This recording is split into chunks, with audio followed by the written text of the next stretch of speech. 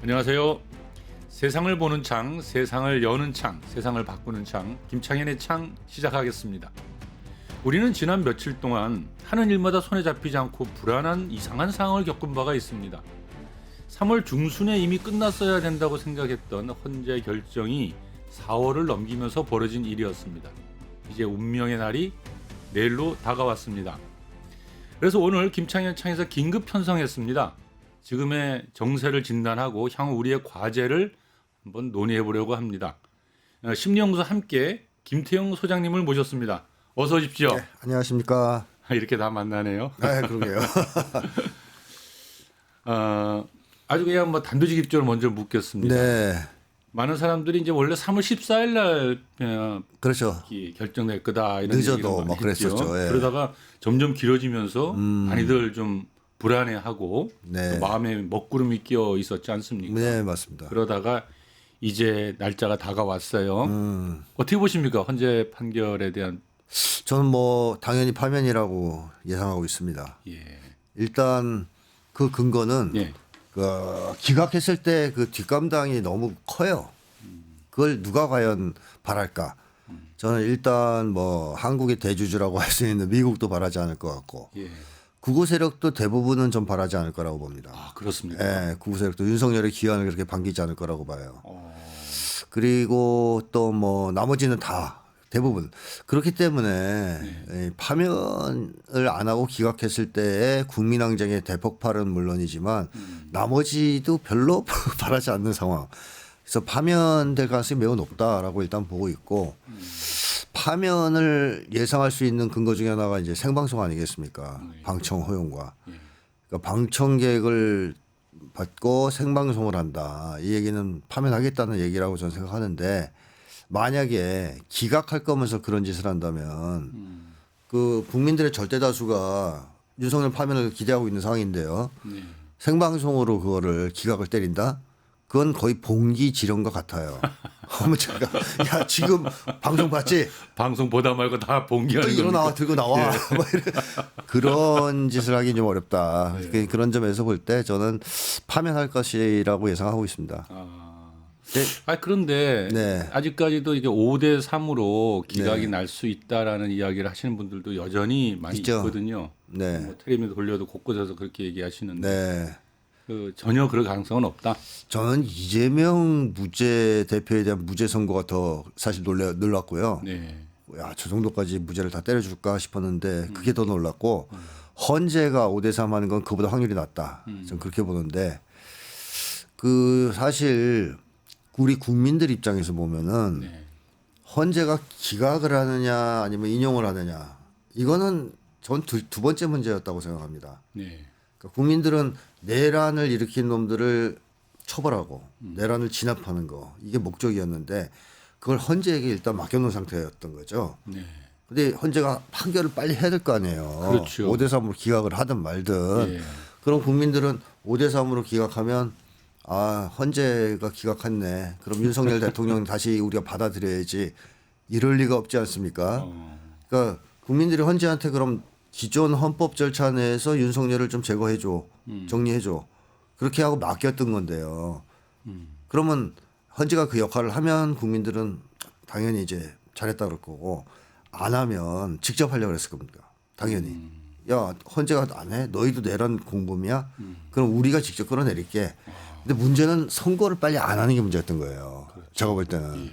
그러니까 3월 12일 날 기각했어도 윤석열 벌써 끌어내렸습니다, 국민들이. 근데 헌재가 12일 날이고 뭐고 하는 기각을 안 하고 계속 끄니까 국민들은 열불이 터지는 거죠. 차라리 기각이라도 빨리 해줘야 우리가 뭘 할지를 결정할 텐데. 그런데 사실 이제 작년 12월 3일 날 처음 이제 그 계엄이 떨어지고 나서 온 국민들이 이제 몸으로 막았지 않습니까? 그렇습니다. 국회로 가고. 예. 그리고 나서 그냥 정광석화처럼 탄핵이 이루어지고 윤석열 대통령 구속되고, 이때까지는 그냥 방금 말씀하신 것처럼 잘 그렇게 될 거라 봤는데 느닷없이 기상천외한 방식으로 다시 또 석방되고 나오고, 그리고는 한없이 또 헌재 판결은 길어지고 하니까 국민들의 가슴 속에 이거 뭐냐라고 그렇죠. 하는 강한 불안감이 생긴 거죠. 예. 근데 저는 기각을 위해서 시간을 끌었다는 생각은 안 들어요. 그렇습니다. 그래서 기각하기는 너무 어렵기 때문에 윤석열은 날리는 쪽으로 가닥을 잡고 있었는데 다만 26일을 넘겨서 선고하려고 끌었다. 이재명 대표 그 선고 선고를 보고 왜냐하면 그 전에 만약에 그 윤석열 파면을 결정해버리면 이 이재명 재판에 영향을 줄 수가 있지 않습니까? 그러면 차기 대선 주자인데 이거 좀 부담되네. 헌재가 그렇게까지 정치적인 판단을 하나요? 헌재가 안 하고 딴 데서 했을 겁니다. 그래서 뭐 그 얘기도 좀 이따 한번 들어볼까요? 나오고 뭐 조셉윤 얘기도 나오고 예, 뭐 이러는 건데 극우 세력도 아마 강력하게 그걸 요구했을 거예요. 그래서 실제로 국힘당 내에서 계속 그 얘기했잖아요. 이재명 대표 선거 이후에 하라고 계속 요구했잖아요. 그랬죠. 대놓고. 예, 맞습니다. 그러니까 이쪽은 26일을 넘겨서 하기를 바랬던 거고 그 전에 파면 나오면 골치 아프다고 보는 거죠. 그러면 지금 헌재는 26일이 이미 지났고 지났죠. 이제 판단은 다 돼 있고 이제 날짜만 정하고 있다가 4월 4일로 잡은 것이다. 그렇죠. 그런데 이제 이재명 대표 무죄가 나오니까 예. 뭐 사실 극우 세력 입장에서는 약간 멘붕 상태라고 봐야 되지 않습니까? 그동안에 그 저쪽의 모든 계획 시나리오는 이재명 대표를 동반 퇴진시키는 걸 전제로 되어 있습니다. 퇴진. 윤석열을 복귀시키는 건 계획이 없었겠지만 이재명 대표도 같이 날려야 그 다음에 뭐 보수 대연합을 하든 뭐 누구를 띄워서 뭐 수박으로 대체하든 뭐든지 작전이 먹힐 수 있는 상황이었지 않습니까? 그 계획을 열심히 세워놨는데 무죄가 나와버렸어요. 이게 골치 아프게 돼버린 거죠. 저 사람들 입장에서는. 예. 그 극우 세력 입장에서는 이제 둘 중에 하나입니다. 이재명이 대통령 될 것을 가정해야 된다. 그럼 거기에 맞는 우리의 대응책을 마련해야 된다. 이런 게 이제 약간 합리적으로 사고하는 극우 세력들의 움직임일 테고. 근데 아직 그 계획은 당장은 나오지 못했겠죠. 근데 나머지 강경 세력은 헌재에게 압력을 엄청 가했을 수 있어요. 시간 끌어라 더. 우리 지금 아직 준비가 안 돼 있다. 시간을 더 끌어가지고 할 수만 있다면 18일 이후까지 끌어달라. 그러면 우리가 뭐 당장 기간 결정은 헌재가 못 내리더라도 18일까지 끄는 과정에서 우리 지금 혼란스러우니까 상황도 좀 정비하고 뭐 최악의 경우에는 윤석열 복귀도 할 수 있는 가능성을 만들어 놓고 2차 기염 준비도 좀 해야 되고 등등등 있었을 거 아닙니까? 그러면서 시간 끌기를 요구했는데 헌재가 그런 압력을 받으면서 차일피일하자 난리가 났죠. 그렇죠. 뭐 국회 국무위원 전원 탄핵 얘기가 나오고 헌재 탄핵 얘기도 나오고요. 그다음에 이제 국민들은 열받아가지고 그러니까요. 야 헌재 너희들 필요 없어. 우리가 직접 할래. 뭐 이런 분위기도 나오고. 근데 상상하기 힘든 일이지만 4월 18일 날 되면은 이제 두 명의 헌재 이 재판관이 그렇죠. 임기가 끝나는데 맞습니다. 그때까지 안 하고 끈다고 하는 것은 우리 상상하기 힘든 일이었는데 그게 진짜인가라고 하는 정도로까지 이제 왔단 말이죠. 그런 압력이 있었을 수 있어요. 근데 헌재도 그건 너무 부담스러웠던 거예요. 지금 상황에서. 상상하기 힘든 일이 이쪽에 벌어졌- 가만히 있으면 뭐 그럴 수도 있겠지만 지금 뭐 국민들의 분노는 임계점을 넘어서 거의 폭발 지경이었고 김진 같은 그 중앙일보 보수 논객조차 기각하면 혁명 일어난다 이런 얘기를 하는 상황인데 그런 분위기가 고조되고 있기 때문에 헌재가 마냥 끌 수는 없었다. 오케이. 그러니까 이제 내부에서 야 18일 넘겼다가 큰일 나겠다. 큰일 큰일 나겠다. 지금 하자. 어차피 기각할 거 아니냐. 이런 흐름에서 선고일을 4월 4일로 잡은 거 아니냐 싶습니다. 그렇습니다. 근데 아무튼 그 선고의 결정 내용은 그래서 기각은 어렵다. 이렇게 그렇죠. 보시는 저는 거네요. 파면일 거라고 보고. 좋습니다. 그렇다면은 파면이라고 놓고 이제 약간 좀 이제 마음을 좀 안정시킨 상태에서 네. 한번 말씀을 묻겠는데요.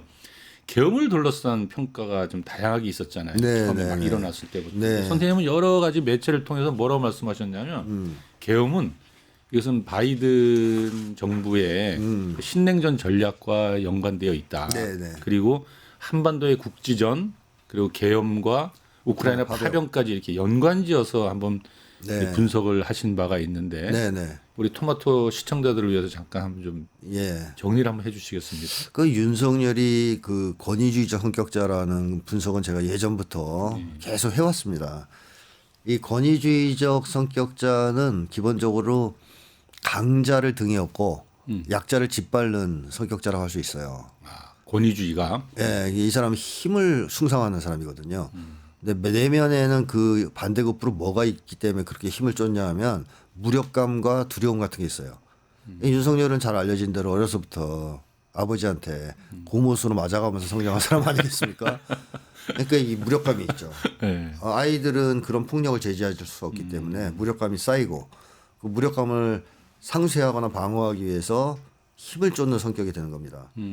자, 근데 사실은 윤석열은 고못으로 맞던 어린아이였기 때문에 겁쟁이잖아요. 아, 겁이 많은 사람이라고 봐야 되거든요. 겁과 권위주의는 한 묶음이군요. 한 묶음이에요. 이게 그 진짜 용감한 사람은 힘을 그렇게 쫓지 않아요. 과시하지도 않습니다. 힘이 없으니까 그런 거예요. 그래서 무력감과 두려움이 강한 윤석열은 반드시 뒤에 뭐가 있어야 됩니다. 큰 힘을 사고를 바탕으로 칠 있어야 때마다 되네요. 예. 뭔가 저지를 때마다 뒤에 안심시켜주는 뭐가 있어야 돼. 뒷배가. 자기보다 강한 강자겠죠. 대체로. 그래서 윤석열이 사실상 검찰총장이 된 뒤 대통령 출마를 하려고 할 때 예. 정치 도전할 때 엄청 장고를 거듭했어요. 과감하게 결단 못 내리고. 그랬죠. 왜냐하면 겁이 많거든요. 예. 새로운 도전을 할 때는 예. 겁이 많죠. 그때 윤석열을 도와준 게 이제 미국 맞아요. FBI 국장이 와서 만나주고 찾아왔었죠. 예. 직접 만나서 힘주고 또 홍석현도 미국 통인데 또 점쟁이 대동에서 힘주고 힘주고. 김건희 통에 힘주고 명태균 통에 힘주고 그래서 나온 거잖아요. 대통령. 그래서 대통령이 됐습니다. 그럼 이번에 계엄 같은 사건을 저지를 때 윤석열이 원래 힘으로 문제를 해결하는 성격이긴 하지만 겁이 이렇게 많은 인간이 그 사람 간으로는 할 수 있는 일이 네, 아니다. 그런 간땡이로 이런 대단한 뭐 전쟁까지 일으키려고 했던 거 아니에요. 예. 이걸 저지르는 거는 뒷배 없이 못 합니다. 아, 그런 오히려. 거죠. 예. 그럼 윤석열이가 믿고 있는 뒷배는 뭐였겠느냐? 바로 미국입니다. 저는 미국이 우크라이나전 패망을 눈앞에 두고 있었거든요. 굉장히 전세가 악화되고 있었어요. 그리고 우크라이나의 가장 큰 문제점은 병력 부족이었습니다. 너무 많이 죽어가지고 병력이 딸리다 보니까 징집 연령을 계속 내렸잖아요. 그랬죠. 그럼에도 불구하고 병사가 부족해서. 근데 이 서방 세계, 소위 미국 말을 잘 듣는 나라 중에서 우크라이나에 병력을 보낼 수 있는 나라가 한국밖에 없어요. 왜냐하면 유럽은 일단 군대가 별로 없습니다. 그 영국만 해도 뭐 7만 얼마 아니에요? 10만이 안 되죠. 네, 그렇습니다. 그러다가 전투력도 별로 없어요. 유럽 군대들은. 그동안 너무 국방을 소홀히 해왔기 때문에. 나름대로 전투력도 있고 규모도 있고 미국 말도 잘 듣는 나라 대한민국밖에 없어요. 아, 그렇죠. 게다가 윤석열이 있어요. 시키면 무조건 할. 근데 문제는 아무리 미국이 항공권을 우크라이나 보내고 싶어도 이걸 윤석열한테 지령했다가 날아가게 생겼죠. 윤석열이가. 왜냐하면 뭐 국회에서 통과할 가능성도 없고 그렇죠. 국민적 저항도 엄청날 거 아니에요. 그렇죠. 파병한다는 야, 우리가 말이야. 거길 왜 가냐? 네, 맞습니다. 우크라이나에. 그래서 미국이 이제 한 게 우크라이나 북한군 파병선을 엄청 퍼뜨립니다. 작년에 어제 도배가 되지 않았습니까? 거의 맞습니다. 한국 예. 언론에. 그걸 퍼뜨리고 한 축으로 추진한 게 바로 윤석열이 국지전을 도발하도록 하고 국지전을 일으켜서 그걸 빌미로 계엄을 선포하고 계엄을 선포해서 반대 세력 진압한 다음에 우크라이나 파병 추진하는 겁니다. 요런 보낼 수 있죠. 그래서 미국이 처음 시도했던 것은 삐라예요. 삐라를 계속 뿌렸습니다. 드론으로 하는 삐라 말하는 거예요. 아니 그냥 그 전에 풍선으로 뿌린 박상학이가 뿌린 박상학 삐라. 네네. 근데 뭐 다들 아시다시피 박상학은 그 NED 작업, 그렇죠. 미국의 NED의 작업을 받아 뿌리는 거예요. 맞습니다. 그러니까 CIA의 명령을 받아서 뿌렸다고 보면 되는데 계속 뿌립니다. 그러니까 예전에는 북쪽이 그 삐라를 뿌릴 때 총도 쐈습니다. 예, 고사총 쏘고도 그랬죠. 예. 그 이번에도 윤석열은 그러길 기대했을 겁니다. 그러면 그걸 빌미로 전쟁을 시작할 수 있으니까. 근데 북쪽에서 반응이 없고 오물풍선으로만 대응했죠. 네, 그랬죠. 예, 그러니까 제가 볼 때 북쪽은 그 의도를 안 것 같아요.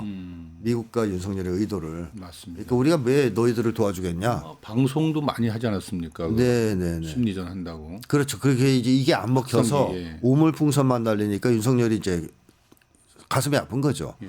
왜 도대체 저 북쪽에서는 하냐. 대응을 안 하는 거야? 아, 그럼 방송 때려. 네. 자, 확성기 24시간 방송을 때렸어요. 예전 같으면 확성기를 겨냥해서 막 총알도 날라오고 그랬지 않습니까? 2015년에 박근혜 정부 때 한번 날라오고. 북에서 확성기에 대해서 조준격파하겠다 그러면서 그렇죠.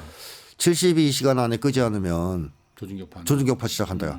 전쟁 위기가 왔습니다 그때. 그래가지고 미국의 중재로 미국이 밀어붙여가지고 박근혜 정부와 북이 협상해서 확성을 껐죠. 그 정도로 민감하게 대응했었는데 이번에는 또 대응을 안 해요. 또 확성기만 틀어요 북에서. 같이 그냥 확성기 싸움만 하고 예, 있는 거예요. 확성기 싸움만 합니다. 윤석열은 애가 타는 거죠. 10월 달에는 뭐 드론을 평양 상공에다 그게 마지막 도발이었죠. 드론. 3번이나 그렇죠. 그래 윤석열이가 야 그러면 평양에다 드론 보내. 뭐 해서 드론을 좀 그랬는데도 3번을 보냈는데도 대응을 안 해. 중대 성명만 발표했죠.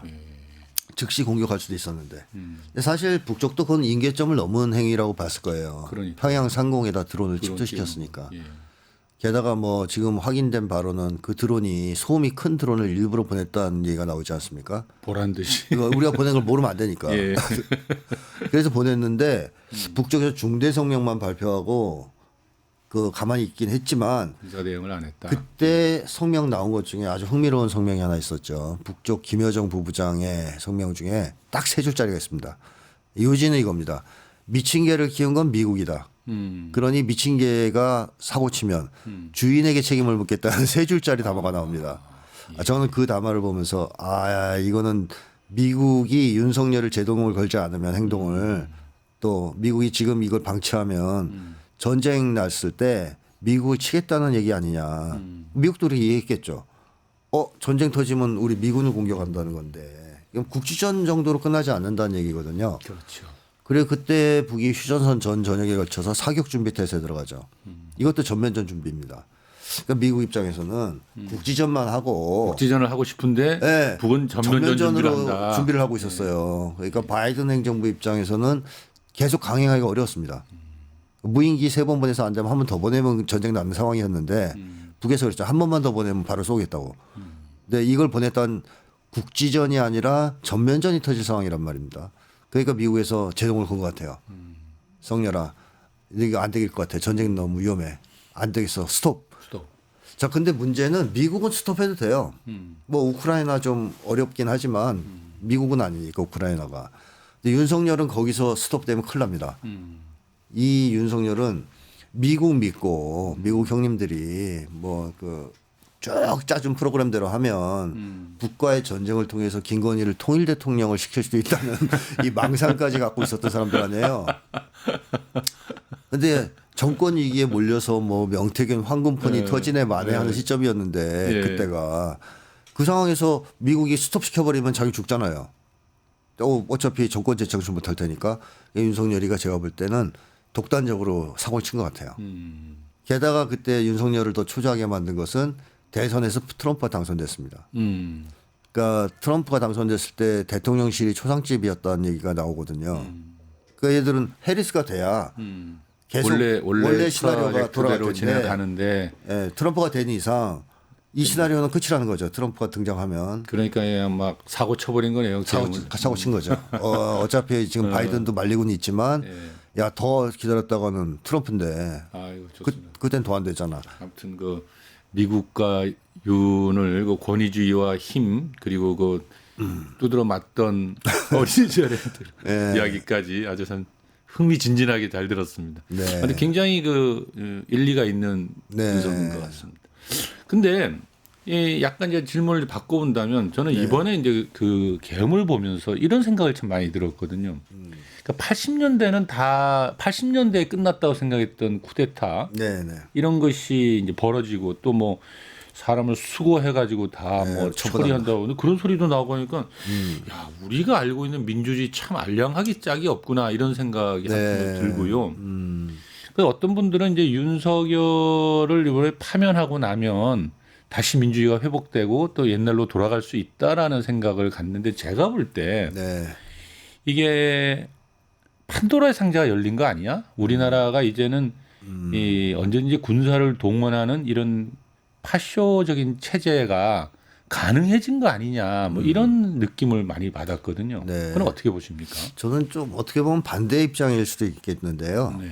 이번에 윤석열이 군을 동원해서 뭐 어떻게 보면 치디 쿠데타 내란을 일으키려고 했는데 실패하지 않았습니까? 그 실패한 첫 번째 이유 중에 하나는 미국의 반대가 있었던 거고요. 미국이 지지를 안 했죠. 또 하나의 결정적인 이유가 있습니다. 이 미국보다 더 중요한 변수인데요. 국민항쟁이 발발한 거예요. 그러니까 윤석열은 아까 얘기했지만 권위주의 성격자로서 어려서부터 계속 권위에 복종하고 힘에 복종하며 살아왔고 또 어른이 되어서는 자기 힘을 가지고 약자들을 짓누르며 살아왔어요. 검사가 돼서 계속 사람들 괴롭히면서 그 과정에서 윤석열은 아마 인간관이 이렇게 형성됐을 겁니다. 내 앞에 장사 없다. 그러니까 힘에 대항해서 싸울 수 있는 인간은 없다. 누구든 힘 앞에 굴복하게 돼 있다. 이게 윤석열의 인간관이었을 겁니다. 그걸 드러내주는 게 윤석열이 국민의힘에 입당하기 전에 녹취록이 나온 게 있었잖아요. 거기서 윤석열이 뭐라 그러냐면 내가 거기 들어가면 다 내 앞에 줄 설 거야. 네. 그런 표현 나옵니다. 맞아요. 네. 또 가면 쥐약 먹은 놈들 다 내가 밟아버리겠어. 네, 뭐 이런 다, 식의 얘기가 나와요. 네. 그러니까 윤석열은 국민의힘에 입당하는 것을 그 사람들을 설득해서 어떻게 좋은 방향으로 이끌겠다 이런 게 아니에요. 네. 말 안 들으면 말 안 들으면 다 잡아 조지고 네. 자기가 힘이 있으니까 알아서 와서 줄 설 거라고 생각하는 사람 아닙니까? 맞습니다. 이게 이제 드러났죠. 윤석열은 그렇게 봤기 때문에 저는 군대를 투입하면 다 집에서 안 나오고 무서워서 그럴 줄 알았는데. 입을 덮어쓰고 벌벌 떨 거라고 예상했을 거라고 봐요. 예. 즉 국민항쟁은 윤석열의 변수에 없었다는 것이죠. 음. 근데 우리 국민들이 어떤 국민들이냐면 1980년대 군부독재와 싸워 이긴 경험이 있는 위대한 국민들입니다. 맞습니다. 예. 자, 이 586 세대이신데 교수님도 저도 그렇고 예. 그때 계엄군이 얼마나 무서운지를 잘 알고 있어요. 예. 경험을 통해서. 맞습니다. 근데 반면에 뒤집어서 보면 그들을 물리친 경험이 있기 때문에 군부 독재를 절대로 용인하지 않겠다는 신념도 투철합니다. 이 세대가. 그래서 윤석열이 비상계엄을 때렸을 때 아마 586 세대들은 순간 섬찟했을 거예요. 그랬죠. 그 예. 군에 대한 공포 때문에. 그럼에도 불구하고 달려갑니다. 왜냐? 군부 독재의 재등장은 안 돼. 안 돼. 라는 신념이 확고하니까. 그래서 그 사실은 586 세대 이후 그다음에 군부 독재를 역사 무대 뒤로 퇴장시킨 이후에 한국 국민들은 군부 독재의 재등장은 안 된다. 군부 독재는 안 된다라는 것은 거의 국민적 합의예요. 이거는 군인들도 갖고 있다고 봐요, 저는 이제. 거기에다가 이제 하나 또 한 가지 한국인들의 그 군부 독재를 물리친 것이 가져온 좋은 그 공동의 신념은 군인들은 절대로 국민들 향해 총을 쏘면 안 된다.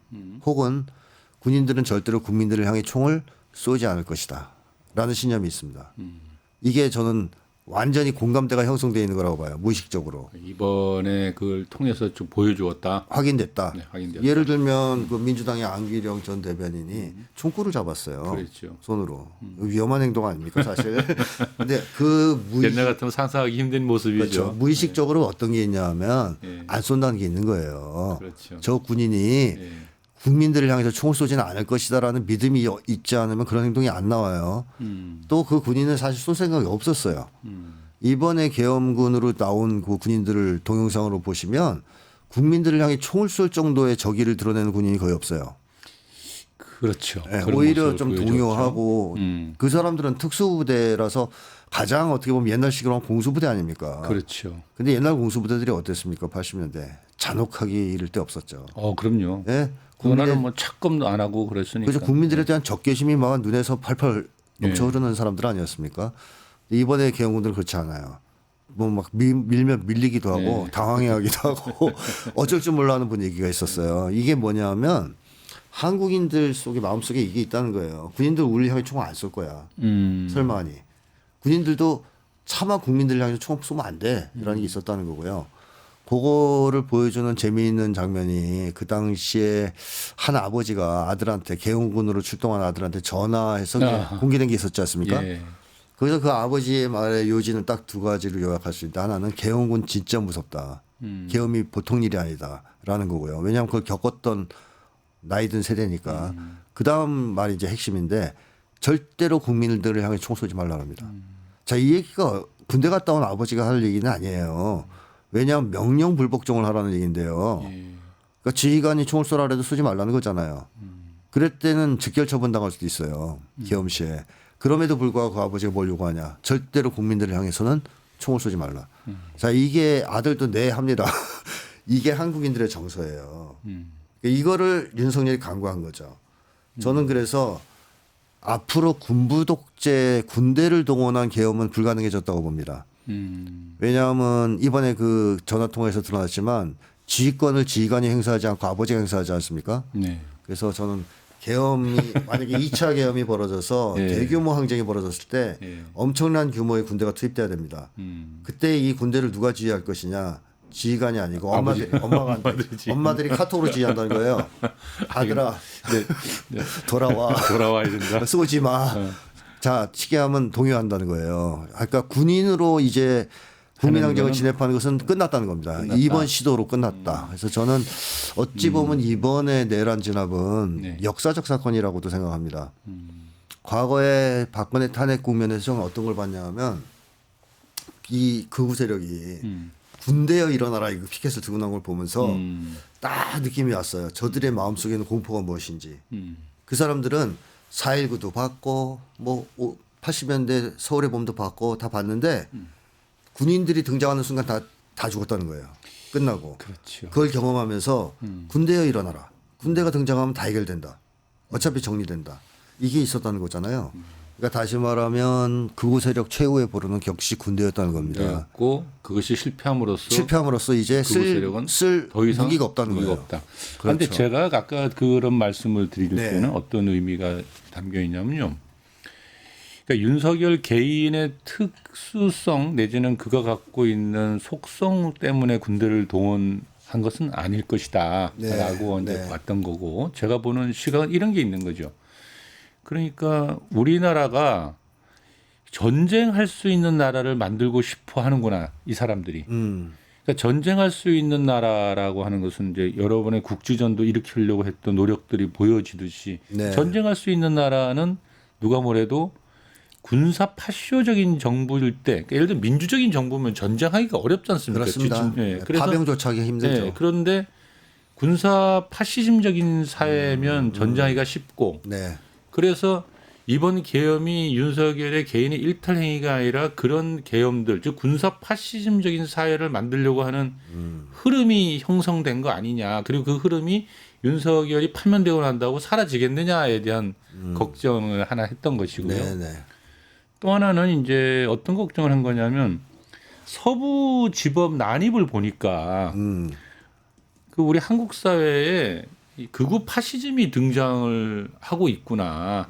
그 이제 뭐 정광훈 목사 집회의 발언이라든지 그 위험 수위가 온갖 혐오와 막 빨갱이 죽여라라고 하는 막 이념적 그 공격이 네. 딱 파쇼 등장의 시기와 맞물려 있는 걸 보고서 제가 그런 사회로 우리가 좀 진입한 거냐를 이제 여쭤본 거였죠. 자, 그러면 1번 문제에서 파시즘 체제로 가려고 했던 이유는 저는 바이든 네오콘 쪽이 주도한 거라고 보거든요. 그렇죠. 그쪽은 전쟁을 통해서 우크라이나, 중동, 한반도 전쟁을 통해서 미국 패권 추락을 막으려고 했기 때문에.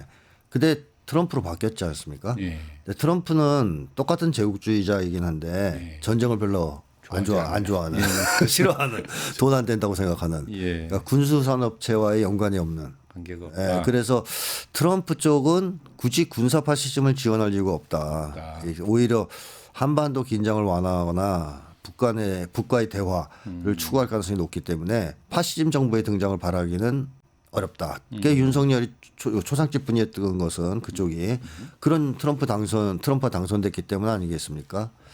그래서 저는 미국의 지원이 있을 때 파시즘 체제가 등장한다고 봐요. 그래서 한국의 윤석열, 우크라이나의 젤렌스키, 또 이스라엘의 네타냐후를 비롯한 군사 파시즘적 성격을 띤 이런 정권들, 이 다 네오콘 바이든 행정부의 강력한 패권 추락을 위한 저지하기 위한 전쟁 정책의 기초에서 나오지 않았습니까? 그런데 미국에서의 이제 어떤 정권 교체가 있고 트럼프로의 그 교체가 이루어지고 있기 때문에 일단 미국발 파시즘 위협은 사라질 것이다라고 보고 있고요.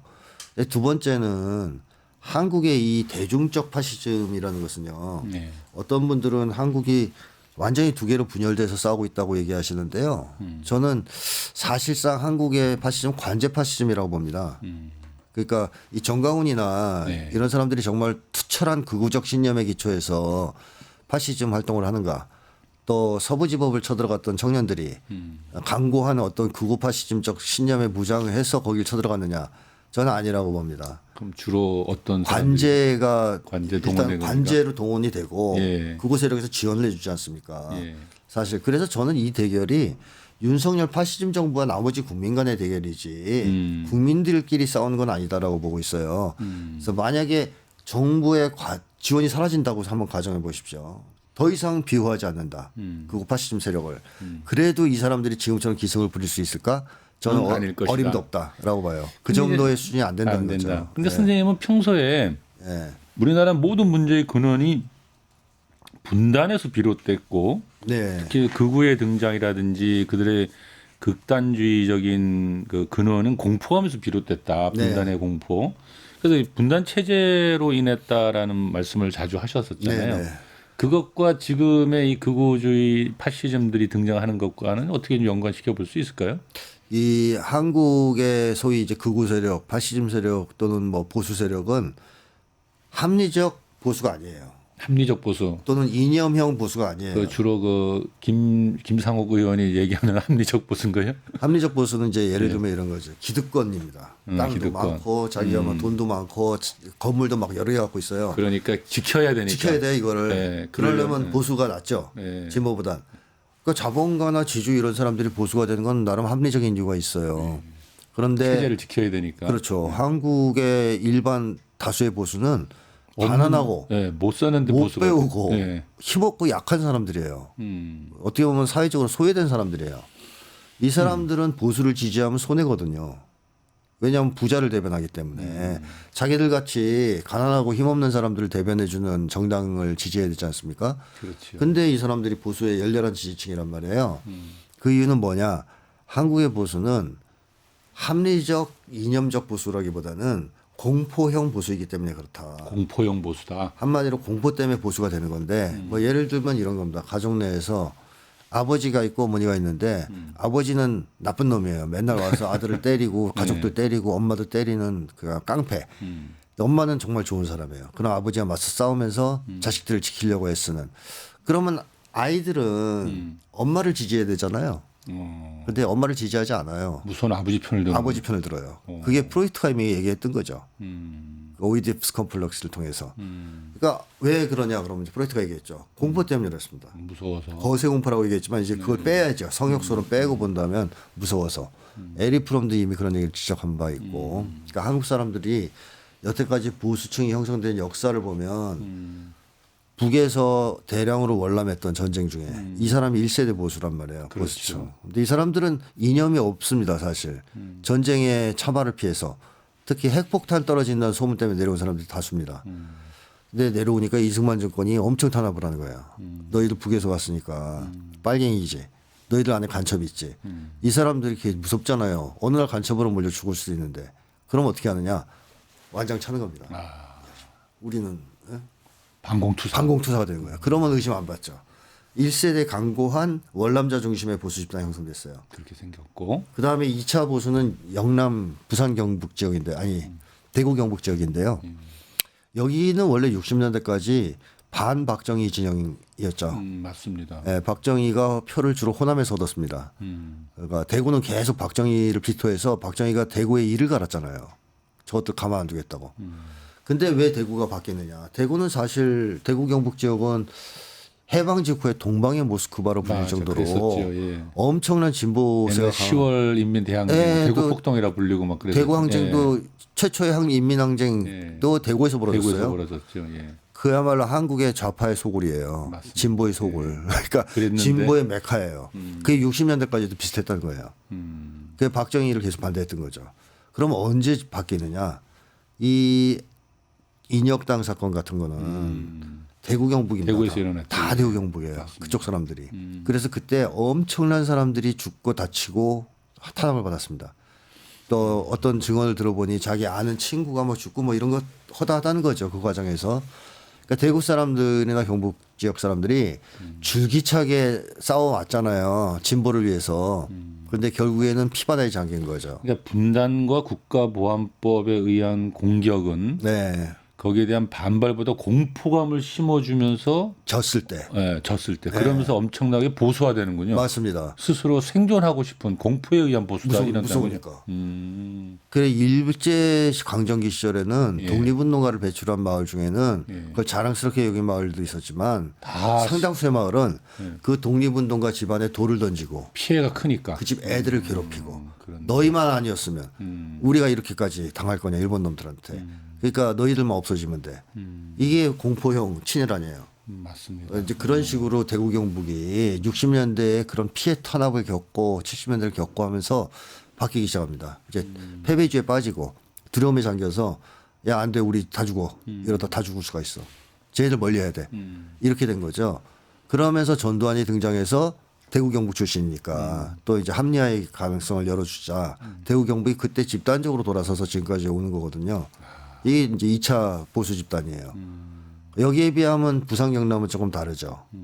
김영삼은 그 민주화운동 지도자였지 않습니까 원래. 그렇죠. 그래서 그때만 해도 부산 경남은 야도였죠. 부마 항쟁이 일어난 그렇죠. 곳인데. 그 네. 전통이 있는 곳이잖아요.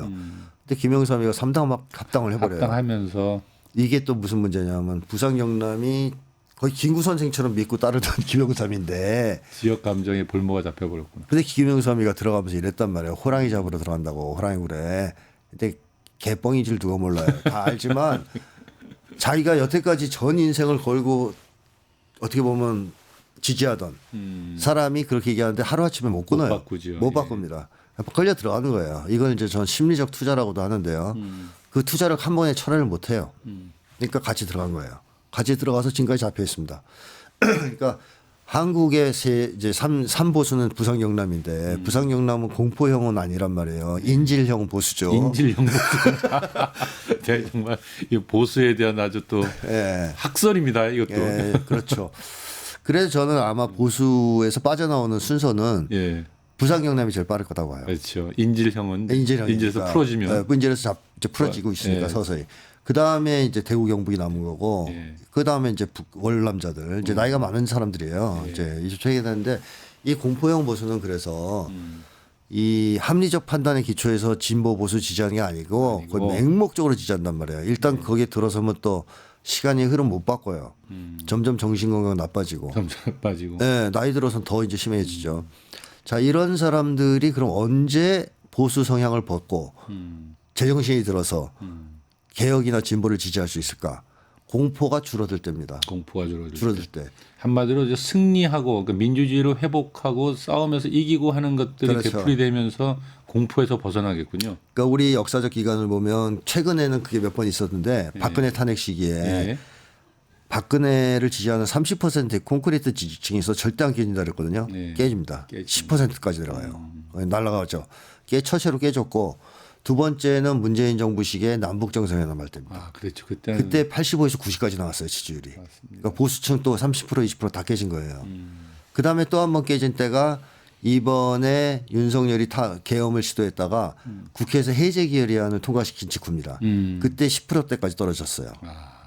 보십시오. 그럼 이제 이번에 이제 내일 좋은 판단이 내려서서 파면하면 또 와야 된다. 출렁하겠네요. 와야 된다. 와야 됩니까? 이 30%가 이념형이 아니라는 게 이념형이 중요해요. 아니라서 힘 역관계에서 움직인다. 공포가 사라지는 순간에 무너지는 보수다. 네. 물론 그렇게 해도 10몇 % 남아 있어요. 예. 이미 망가진. 그러나 30-40%못 간다는 얘기예요. 알겠습니다. 아이고 참. 그러면은 이제 또 다른 얘기로 가보죠. 아까 앞에서 잠깐 했던 얘기였는데 조셉윤 얘기가 잠깐 나왔었는데 네네. 얼마 전에 그 민주당의 박선원 의원이 했던 폭로를 보면 한국과 가장 가까운 국가의 대사급 인물. 이거 미국이잖아요. 누가 봐도 조셉윤이에요. 예, 보니까 뭐 대사급 인물이면 대사는 아니란 소리니까 예. 아 지금 조셉윤이 예. 그 주한미 대사 대리를 하고 있으니까 이 사람 얘기하는구나 이런 걸 우리가 알았는데 근데 조셉윤이 그런 말을 했다는 거 아닙니까? 뭐 3월 26일 뒤에 선고하는 게 좋다. 그리고 뭐 이재명과 윤석열 다 빼버리는 게 더 좋겠다. 이런 발언을 했다라는 건데 네. 도대체가 이게 이런 이야기를 뭐 미국의 대사는 아니지만 대사급 대리가 할 수 있는 얘기인지에 대해서도 우리가 굉장히 놀랐는데 조셉윤이 어떤 사람입니까? 요거 좀 네. 잠깐 짚고 가죠. 일단 조셉류는 트럼프 쪽은 아니라고 봐야 돼요. 예, 그 바이든 쪽 실명한 겁니다. 알박기. 알박기. 알박기 한 이 사람 또 이제 떠나가면서 박아놓고 한 겁니까? 그렇죠. 아니 그러니까 원래 대사 임기가 끝나면 예. 공속으로 비워두는 게 관례예요. 그렇죠. 그래서 이제 부대사가 이제 대행하든 하거든요. 예. 그리고 어차피 트럼프가 당선됐기 때문에 그렇죠. 새로운 또 대사가 새로운 대사 오겠죠. 임명할 예. 거 아닙니까? 그런데 근데 그때 무리하게 이례적으로 바이든 행정부에서 예. 조셉윤을 갖다 박은 거예요. 알박기를 한 겁니다. 그럼 이제 이 사람은 네오콘이 심어놓은 어떤 알박기라고 봐야 되겠죠. 뭐에 응한 사람인데요, 이 사람이?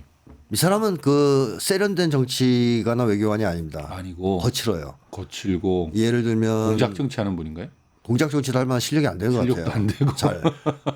근데 너무 무식하게 좀 밀어붙이는 쪽이긴 한 것 같은데 예를 들면 기자간담회가 옛날에 2007년인가 어딘가에 있을 때 조셉윤이 예. 거기서 불편한 질문했다고 예. 자리 박차고 나가서 문제가 된 적이 있어요. 세련된 사람 아니란 얘기죠. 세련된 외교관은 아니다. 예, 그래서 아주 거칠다는 거죠. 그러니까 이런 얘기도 대놓고선 불러다 놓고 이제 했을 가능성이 있는 건데요. 말이 되겠어요. 근데 저는 박선은도 미국과 아주 관련이 깊은 사람이거든요. 그렇죠. 근데 왜 조셉윤을 까발렸을까? 아, 트럼프 사람이 아니니까. 그렇죠. 트럼프 사람이 못 까발렸을 거라고 그렇죠. 생각해요. 그랬다가 이제 찍힐 텐데 트럼프한테. 그렇죠. 근데 왜 까발렸을까? 트럼프 쪽 사람이 아니라는 거죠. 아닌데 이런 까불어. 얘기 하더라. 얘가 자꾸 사고 쳐. 어. 아무리 봐도. 그래서 그냥 그럼 트럼프 쪽 의사도 분명히 아닌 것 같은데. 아닌 것 같고. 혼자 독단적 행동을 자꾸 하면서 한국 정치에 개입하려고 하자 박선원이 이걸 폭로해버린 거 해버린 것 아니냐. 같다. 네, 그렇다면 이제 박선원은 쉽게 하면 트럼프한테 고발한 거예요. 트럼프도 조셉윤을. 고발했다. 근데 뭐 그렇게 본다면 뭐 충분히 이해되는데, 근데 미국 의회 보고서나 또는 도널드 트럼프 측근 인사들이 여러 경로로 이런 발언을 했다라는 게 나오지 않았습니까? 나오죠. 뭐 이재명을 친중. 미국의 노선에 안 맞는다, 뭐 네. 친북 친중 노선이다, 뭐 네, 이런 네. 얘기를 하면서 또 뭐 전과자다라는 등 뭐 이런 묘사가 네. 나온단 말이죠. 네, 네. 왜 이러는 거죠, 그러면? 의회 조사국은 바이든 정부 때 나온 거고요. 그렇죠. 트럼프 측근들의 발언들이 이제 문제가 되는데 네. 이 사람들의 발언 두 가지 의도로 해석할 수 있어요. 하나는 경계심을 표현한 것일 수 있고 실제로. 경계심을. 예. 근데 그 사람들은 문재인도 친중이라고 그래요. 말하는 게. 근데 그러니까 그냥 이재명은 문재인보다 더한 친중이다. 반중을 안 하면 다 친중이군요. 네, 그렇습니다. 그렇기 때문에 이재명을 좀 경계하는 예. 얘기를 꺼냈을 가능성이 있는 것이고 또 한 가지는 길들이기일 수도 있는 거죠. 길들이기를 한다. 뭐 이재명으로 대통령이 되는 거를 막을 수 없는 상황이라면 되면 된 다음에 우리 통제 안에 둬야 되는 거 아니냐. 그렇다면 지금부터 좀 길을 들여보자. 이런 얘기를 자꾸 던지면 민주당 쪽도 초조해질 수 있단 말이죠. 이제 그런 걸 노린 발언일 수도 있다. 그래서 이번에 그 민주당에서 느닷없이 한미 동맹 지지기 어린 정말 아무 뜬금없이 갑자기 그걸 그렇죠. 하지 않았습니까? 네네. 네. 근데 사실 그거는 저는 별 효과는 없다고 봅니다. 왜냐하면 트럼프가요. 여태까지 미국 역대 대통령하고는 전혀 다른 인간이에요. 그렇죠. 노선 자체가 다르고 인간의 어떤 성품 자체가 달라요. 그래서 예. 트럼프는 한미동맹 결의안 제출하면 예. 아, 이 자식들 또 삥 뜯으려고 이것들이 안 그래 지금 돈 들어가 죽었는데 돈 달라는 얘기네 이래 생각할 가능성이 많습니다. 트럼프한테는 좀 다른 접근을 해야 돼요. 좀 세게 나가야 되네. 오히려 한미 관계 재정리하자 그러면요. 예. 그럼 트럼프 좋아할 수 있어요. 돈 안 되는 쪽으로 이번에 바꿔보자. 음. 근데 자꾸 한미 동맹 하면 이건 바이든이 만든 거로 생각할 거란 말이에요. 그러니까 트럼프는 그걸 외치면 외칠수록 예. 삥 뜯으려고 한다고 생각할 가능성이 있습니다. 그래서 저는 그런 거 이제 안 해야 된다. 예. 트럼프에 맞는 방식으로 좀 접근하는 게 좋다. 예. 하는 생각이 듭니다. 알겠습니다. 아이고.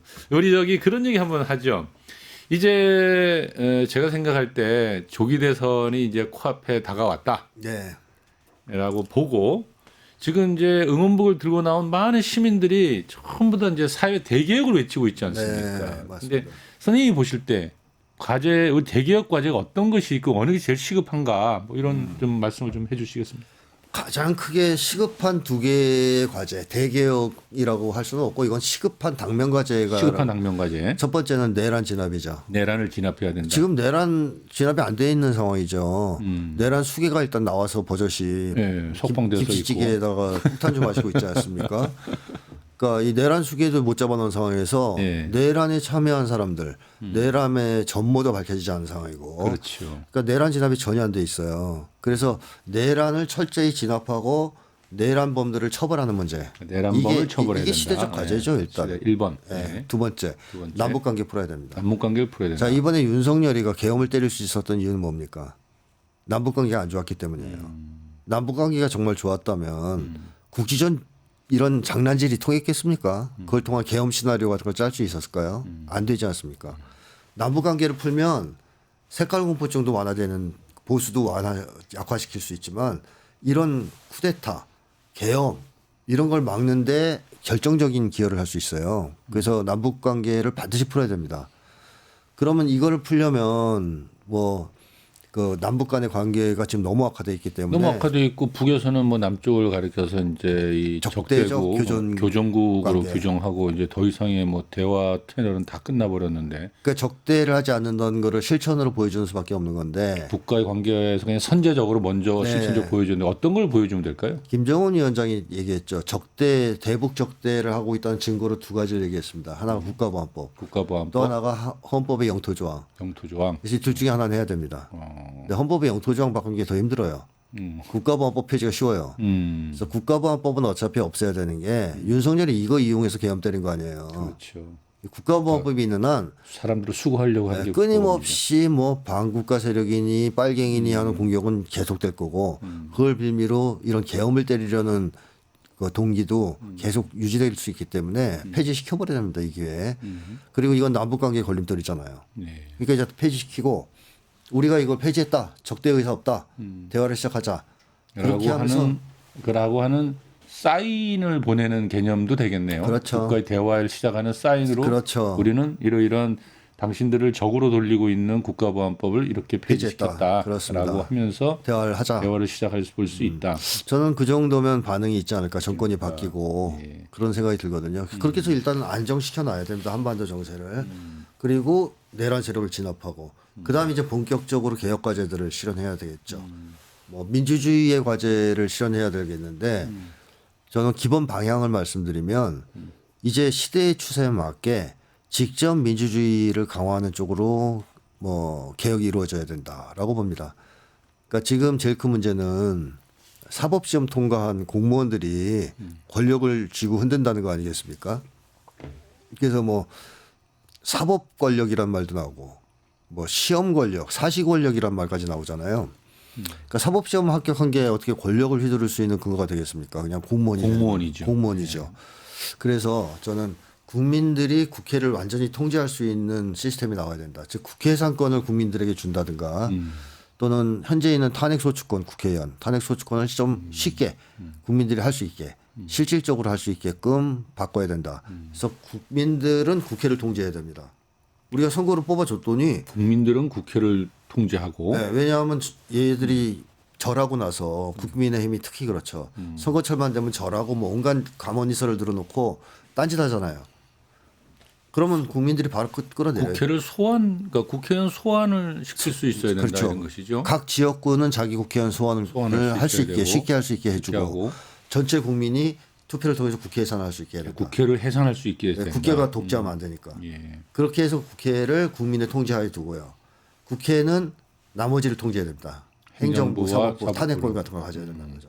헌재 저는 없애야 된다고 봅니다. 헌재는 없애야 된다. 네, 왜 9명의 공무원이 이걸 결정합니까? 하긴 요번에 그런 결정 참 국회 3분의 2가 찬성한 안을 9명이 결정한다고 이렇게 빨리 답장을 안 내니까 다들 막 초조해하고 하는 거 보면서 참 저도 많은 문제의식을 느꼈어요. 아니 그리고 정치 검사, 판사, 한독수 다 줄 기각해버리잖아요. 다 기각시켜버리고 다 살려내버리고. 네, 그러면 뭘 할 수 있어요? 그러니까요. 네, 의회가.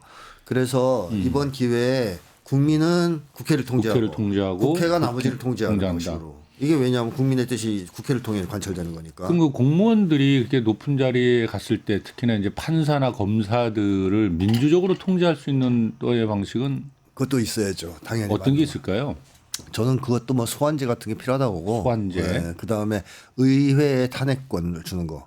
의회에서 그들에게 대한 탄핵을 할 수 있는 건. 그것도 뭐 반 정도만 찬성해도 한다든가 이렇게 문턱을 좀 낮출 필요가 있고 그다음에 뭐 법원 같은 경우에 제가 이번에 절실히 느낀 것은 반드시 국민참여재판으로 가야 된다. 국민참여재판으로 가야 된다. 재판관 혼자 재판하는 것은 있을 수 없다. 너무 위험하다. 그 사법부나 또는 그 검사들의 그 총장은 뭐 이렇게 선거하는 것에 대해서는 어떻게 직선제도 괜찮긴 한데요. 네. 뭐 그것만으로 통제가 되겠습니까? 일단 윤석열도 직선제로 뽑혔잖아요. 그렇기 때문에 직선제도 뭐 고려해볼 만은 하지만 맞습니다. 통제 장치를 갖는 게 더 중요할 수 있다. 전 그렇게 봐요. 그러니까 쉽게 끌어내릴 수 있게 국민들이. 자, 그래야 겁이 나서라도 딴짓을 못하지 않겠어요? 맞습니다. 자, 그런 쪽과 그 다음에 그것에 멈춰서는 한국 사회는 망합니다. 그런 것도 고치면 좀 좋아지긴 하겠지만 한국 사회를 망하게 하고 있는 근본적인 문제 해결을 해야 되겠죠. 저는 그게 불평등 문제 해결. 사회 불평등. 네. 그리고 좀 더 구체적으로 얘기하면 고립적 생존 불안 문제를 반드시 해결해 줘야 된다고 봅니다. 그러니까 한국이 80년대 이전 사회 시기와 90년대 신자유주의화된 이후 시기의 가장 큰 차이점 뭐냐면 그 전까지의 생존 불안은 집단적 생존 불안이에요. 그러니까 공동체가 있었기 때문에 굶어도 같이 굶고 가난해도 같이 가난한 마을도 뭐 공동체가 있었고 1988 같은 드라마에서 할 수 있듯이 직장도 있었어요. 근데 90년대부터는 개인 간 경쟁을 시키면서 이게 다 와해되고 사람들이 혼자 자기의 생존을 책임지는 상황이 됩니다. 그래서 거기서 나타나는 게 바로 고립적 생존 불안이에요. 이제는 생존 불안을 혼자 느끼는 거예요. 그 전까지 같이 느끼다가. 이거는 사람들이 감당을 못 합니다. 고립적 생존 불안은. 이길 수 있는 사람이 없어요. 그래서 옛날에는 그 지배층들이 이 몽둥이로 사람들을 때려서 막 이렇게 자기 편 만들었거든요. 너 우리 편 안 하면 때릴 거야. 한국 사람들은 그건 잘 싸워요. 군부 독재와 맞서 이겼기 때문에 몽둥이질하는 거에 대해서는 맞서 싸웁니다. 총 앞에 맨몸으로 나서지 않습니까? 근데 요새는 그걸로 안 하고 그래서 뭘로 하냐? 밥줄 끊어버리려고 합니다. 너 말 안 들으면 밥 끊기 할 거야. 그러면 옛날에는 이걸 버틸 수 있는 힘이 공동체가 있었기 때문에 비빌 언덕이 있었다는 건데 지금 혼자니까 못 버텨요. 그러니까 악에 굴복할 수밖에 없는 상황이 되는 거거든요. 저는 90년대 이후 한국의 악이 창궐하게 된 계기는 바로 고립적 생존 불안 때문이다. 그리고 밥줄을 가지고 사람들을 공갈 협박했던 지배층의 전략이 먹혔기 때문이라고 봅니다. 그래서 이 문제가 해결되지 않는 한 한국 사회에서는 모두가 다 자기 밥줄만 걱정하는 사람들로 채워져 있을 것이고 따라서 그 밥줄을 쥐고 흔드는 자들하고 맞서 싸울 수 없게 된다. 이 문제를 해결해 주는 것이 한국 사회에 저는 굉장히 중요한 근본적 개혁 과제라고 봅니다. 네.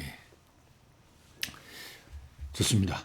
이 얘기가 이제 거의 마지막으로 달려가고 있어서 좀 이제 마지막 질문을 좀 던져야겠습니다. 여기서 개헌 이야기가 좀 많이 나오고 있어요. 네네. 많이 나오는데 제가 볼 때 87년 체제 변화는 이제 개헌으로 마무리 지을 수도 있을 것 같긴 한데 전 이 시기에 왜 자꾸 개헌 얘기 나오지 좀 의아하거든요. 왜냐하면 윤석열 정부를 완전하게 제압하고 아까 말한 대로 내란을 정리하지도 못한 조건에서 자꾸 개헌 얘기에 몰두하게 되면 이게 블랙홀이 되면서 자금의 이제 상황이 엉망이 될 수 있지 않느냐. 네. 그러니까 한마디로 이런 그 헌법 개헌 얘기가 왜 자꾸 나오는지에 대한 좀 의아심이 있어요. 네, 이재명 대표도 블랙홀 표현을 썼죠. 지금 그걸 꺼내는 게 블랙홀처럼 될 것이다. 그러니까요. 그러니까 블랙홀이 뭘 빨아들이겠느냐. 내란 세력 척결, 내란 진압 이런 다 살아날 거 아니에요, 그 이슈를 사람들. 빨아먹으면서 내란 세력을 살리는 쪽으로 가겠죠. 그들과 손을 잡아야 개헌을 하니까. 그렇죠. 예. 쉽게 얘기하면 개헌을 할 때 내란 세력도 포함시켜야 된다는 그래야 쪽으로 입에서 될 거라고. 예, 맞습니다. 그럼 내란 청산, 내란 진압과 청산은 넘어가는 거죠. 다 같이 살자 이런 거잖아요. 그러니까 내란 세력을 살려주세요. 이게 개헌의 본 주장이고 또 하나는 윤석열과 이재명 동반 퇴진을 전제로 해서 권력을 먹으려고 그랬잖아요. 그러면 그게 먹기가 쉽겠습니까? 국힘당이 독자적으로 가져가긴 힘듭니다. 그런 조건이라도. 내란을 일으킨 정당이 무슨 재집권을 하겠습니까? 그랬을 때 얘네들이 노려볼 수 있는 것은 내각제 같은 거거든요.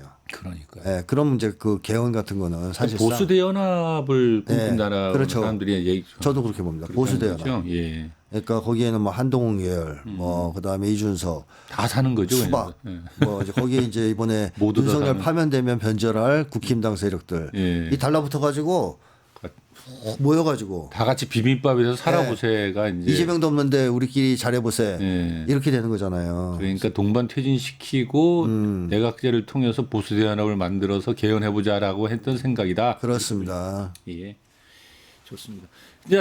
이제 내일이면 이제 이 탄핵 파면이 결정되고 나면 네. 조기 대선이 열리면서 새로운 희망이 확 열릴 거라고 보여지는데요. 네. 이제 우리 전체에 희망을 주는 마지막 멘트가 될 건데 조기 대선이 될 경우 우리가 이번에 광장과 국회가 함께 어우러지는 싸움을 우리는 보았지 않습니까? 네, 그렇습니다. 그야말로 이제 두 개가 결합되면 어떤 싸움이 벌어지냐. 1,700개가 넘는 단체들이 모여서 비상행동이라는 단체를 만들어서 어떻게 보면 거대한 연대전선을 만들어 네. 싸우고 있고 또 야오당이 또 함께 손을 잡고 싸우고 있는 네. 그야말로 그래서 광장과 의회들이 결합하는 모습을 우리는 좀 보고 있는데 네. 이것과 이제 이 대선 이런 것이 어떤 관계를 맺고 어떻게 결론을 맺어줘야 되는가에 대해서 좀 말씀을 해주시면서 다음 대선은 예. 사실 내란 세력과 내란을 진압하려는 세력, 뭐 조금 달리 표현하면 극우파쇼 세력과 개혁 세력 간의 전쟁입니다. 전쟁이다. 죽고 사는 전쟁. 예. 아마 엄청난 대격돌이 벌어질 거라고 봅니다. 물론 이기는 건 당연하지만 이 저쪽도 윤석열 하나 날라갔다고 순순히 착해질 리는 없지 않습니까? 막 길을 쓰고 저항을 할 겁니다. 그래서 엄청난 대격돌이 벌어질 것이다. 근데 아까 얘기했듯이 당면 과제 두 개가 있어요. 내란 진압, 그다음에 남북 관계 푸는 겁니다. 이 두 개를 풀려면 민주당이 누구랑 연대 연합을 해야 되느냐? 국힘당은 일단 빼야 됩니다. 이쪽은 내란 세력이잖아요. 이번에 내란을 거치면서 국힘당은 헌정 질서 내에 있으면 안 되는 정당이라는 게 밝혀졌습니다. 내란에 동조하고 지지했잖아요. 심지어 정광훈하고 결합되는 모습까지 보였습니다. 따라서 척결 대상이고 해체 대상이에요. 민주당이 중도 보수 정당이라고 자처했는데 진보 세력과 시민 세력 모두를 다 끌어안아 가지고 이 내란 세력과 맞서 싸우지 않으면 이길 수가 없겠죠. 그래서 저는 지금 원탁회의를 중심으로 한 이 연대가 더 커져야 된다. 범국민 전선이 나와야 된다. 내란 진압을 위한. 이 내란 진압을 하기 위해서도 국힘을 배제시켜야 되겠죠. 남북 관계를 풀려면 국가보안법 폐지해야 되는데요. 여기에 제일 격렬히 저항할 놈들은 누굴까? 역시 국힘당입니다. 이 세력은 예. 그냥 뼛속까지 사무친 반공반복 세력 아닙니까? 따라서 예. 연대가 불가능합니다. 예. 맞서 싸워야 됩니다. 이 두 가지 개혁 과제는 민주당과 나머지 세력, 야당 진보 세력, 시민 세력이 총단결해서 저들과 맞서 싸워야 되는 싸서 이겨야만 해결 가능한 과제죠. 그런 점에서 저는 대전선, 국민전선, 범국민전선 필수적이라고 보고 그 힘으로 대선에서 이기고 그 힘으로 사회 대개혁을 추진해야 된다. 그러니까 멀리 내다본 연대연합이 이루어져야 된다. 그러니까 장기적인 어떤 동맹이라 할까요?